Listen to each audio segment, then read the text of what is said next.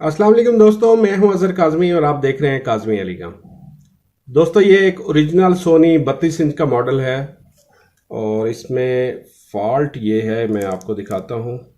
Power on हो गई, इसमें डिस्प्ले नहीं बन रहा। ये देखें, ये आपके सामने कुछ इस तरह से डिस्प्ले बन रहा है इसका। और ये कन्फर्म पैनल का फॉल्ट है।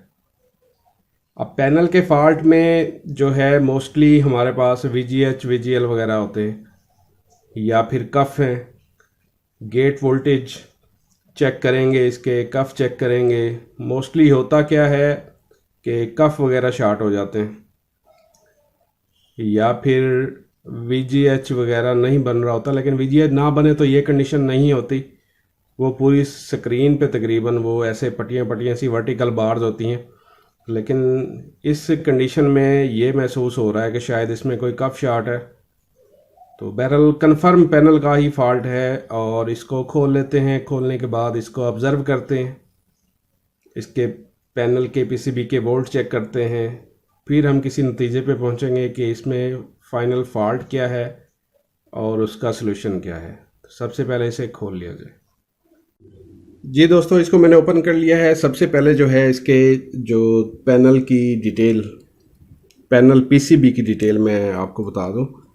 इसमें ये पैनल PCB हो गई, ये इसका LVDS हो गया। LVDS के साथ इसमें सबसे जो इम्पोर्टेंट चीज़ें होती हैं वो मैं आपको बता देता हूँ। एक तो इसमें ये डाटा IC हो गया, ठीक है, और ये हमारा DC to DC IC हो गया।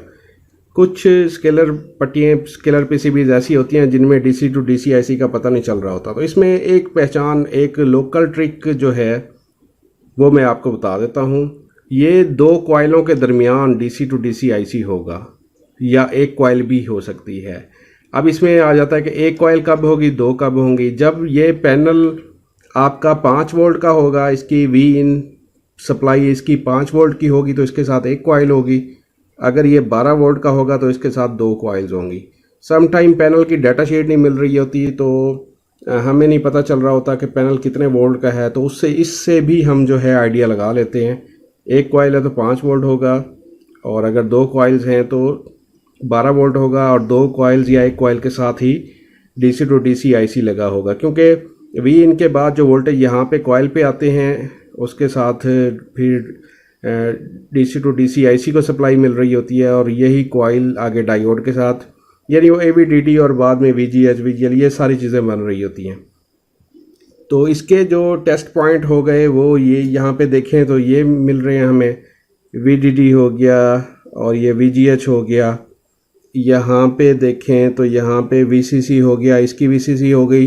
अच्छा, ये सारे टेस्ट पॉइंट अभी हम वेरीफाई करते हैं। इसमें दो कफ लगे हुए हैं, एक यहाँ पे लगा हुआ है कफ, पूरी पट्टी पे दो कफ लगे हुए हैं, ठीक हो गया। ये सोर्स कफ लगे हुए हैं और कुछ जो टेस्ट पॉइंट हैं। अच्छा, अक्सर ऐसा होता है कि मोस्टली जो है DC to DC IC के साथ ही सारे टेस्ट पॉइंट दिए गए होते हैं।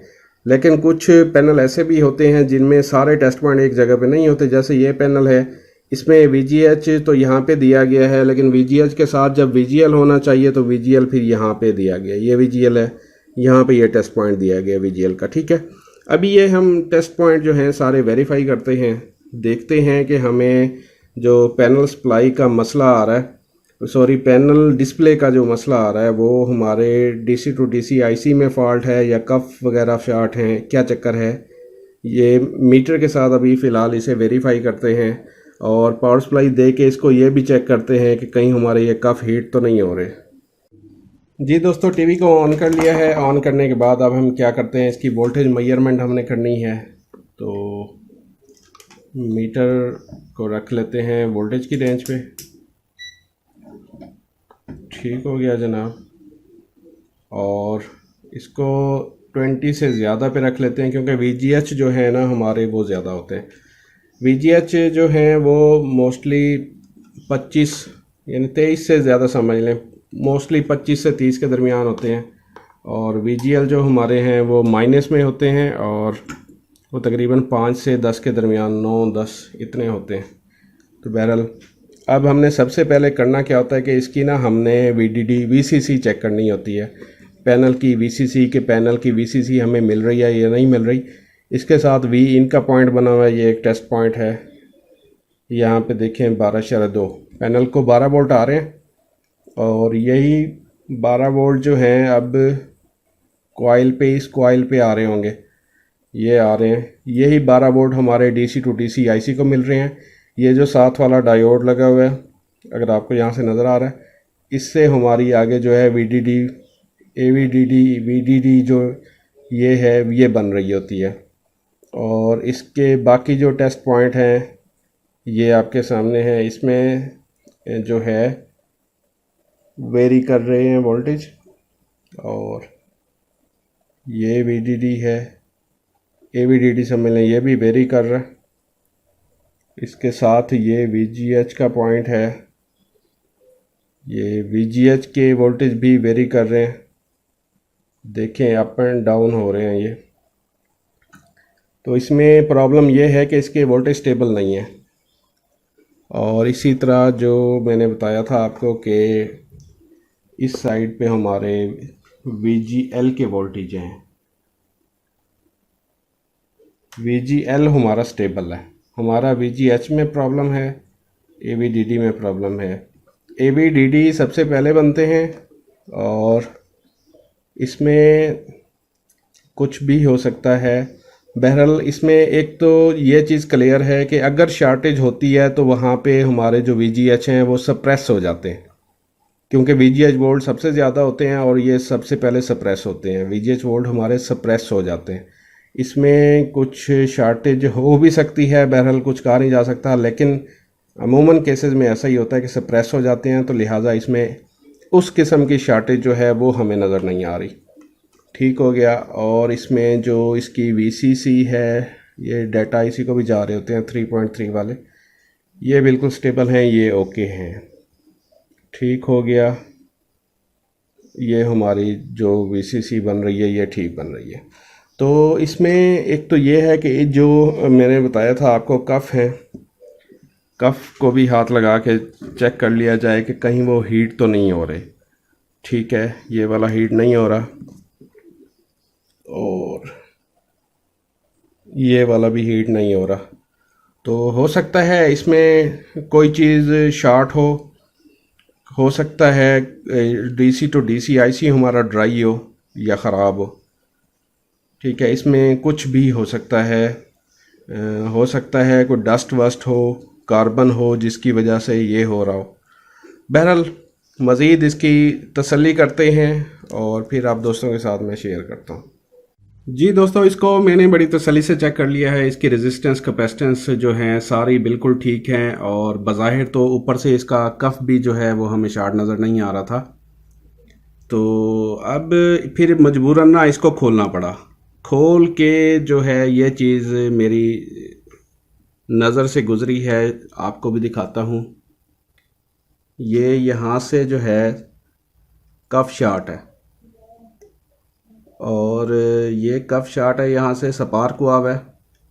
इसको पैनल को मैं उल्टा कर देता हूँ, फिर आपको दिखाता हूँ, वो फिर ज़्यादा इजीली आपको नज़र आएगा। अब इसमें ना दो कंडीशनें हैं। या तो अगर इसमें हमारे पास साइड वाले कफ हैं तो हम इसको बाईपास कर सकते हैं, लेकिन अफसोस कि इसमें साइड वाले कफ हैं नहीं, वो ग्लास में है, वो भी मैं आपको दिखाता हूँ। जी दोस्तों, इसको मैंने सीधा कर लिया है। इसकी जो है साइड पे बिल्कुल कोई कफ नहीं है। ठीक है, ये ग्लास के अंदर जो हैं इसके कफ बने हुए हैं, ग्लास के अंदर बने हुए हैं कफ। तो इस वजह से ना इस साइड पे कोई कफ है और ना ही इस साइड पे कोई कफ है। और ये जो हमारा कफ है ये स्पार्क है, और ये दो जगहों से स्पार्क है।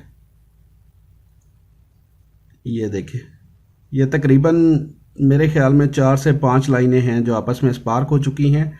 ये क्लोज होते हैं काफ़ी VGH VGL वगैरह, और ये इस वजह से मोस्टली स्पार्क हो जाते हैं। तो अब इसका क्या हल किया जाए? ये दूसरा जो कफ है ये ठीक नज़र आ रहा है, इसमें कोई स्पार्किंग वगैरह नहीं है, और ये हल्का सा हीट भी हो रहा है स्पार्किंग की वजह से। तो इसका हल ये है कि ये कफ रिप्लेस होगा।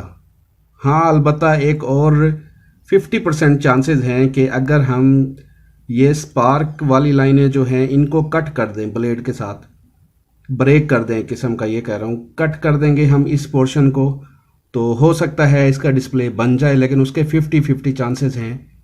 तो मेरे ख्याल में ये है कि कफ तो वैसे ही रिप्लेस होना है, पैनल तो अभी यूँ समझें कि डेड ही समझें, तो इस पे जो है कटिंग वाला मेथड अप्लाई कर देना चाहिए, ताकि जो है अगर तो डिस्प्ले बन जाता है फिर तो ठीक है, कस्टमर का फ़ायदा हो जाएगा, वरना फिर कस्टमर की किस्मत। जी दोस्तों, मैं इसको कट करने लगा हूँ। कट मैं करूँगा इस ब्लेड से, सिंपल, क्योंकि बहुत शार्प और बहुत बारीक होती है। और इसमें मैग्नीफायर में मैं आपको दिखाऊँ, ये वाला पोर्शन हमने कट करना है। इसको कट ऐसे करना है कि जो ये लाइन नज़र आ रही है ये वाली, इसको पहले चौड़ाई में कट करेंगे थोड़ा सा, फिर इसको लंबाई में कट करेंगे। और इसके ऊपर भी, इधर भी एक छोटी सी लाइन स्पार्क है, यहाँ इसको भी कट करें, यानी जितनी लाइनें स्पार्क हैं उनको हम सबको हम कट कर देंगे। ये वाला पोर्शन जो है इस साइड वाला, ये बाकी रह जाएगा। पहले इसको कट करके देख लेते हैं, अगर हमारा काम बन जाता है तो ठीक है, वरना फिर ये जो बाकी पोर्शन भी इस साइड वाला रह जाएगा उसको भी हम रिमूव कर देंगे। जी दोस्तों, इसको मैंने कट कर लिया है। अगर आपको ये मैग्नीफायर में से नज़र आ रहा हो तो बिल्कुल इसकी एक, जो इसका बर्न एरिया था ना, वही मैंने जो है कट किया है। ठीक है, ये बिल्कुल आपको नज़र आ रहा होगा। ब्लेड से कट किया है, थोड़ी एहतियात करनी पड़ती है। और ये अब कट हो चुका है। अब हम जो है इसके वोल्टेज चेक कर लेते हैं। जी दोस्तों, ये टेस्टिंग पर्पज़ के लिए ना मैंने इसको अलग से 12 वोल्ट सप्लाई दी हुई है, ताकि मैं इजीली इसको जो है, कार्ड को मैंने क्योंकि सेपरेट कर दिया था, और मैं अभी इसके वोल्टेज चेक करने लगा हूँ।